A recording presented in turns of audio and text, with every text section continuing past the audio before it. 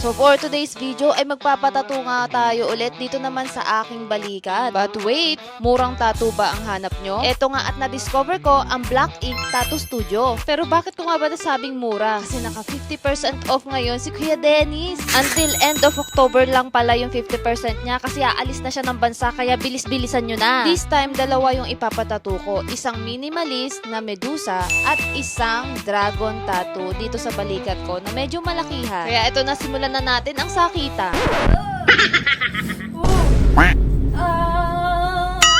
O ano, ready na ba kayong makita? In 3, 2, 1... Ladies and gentlemen,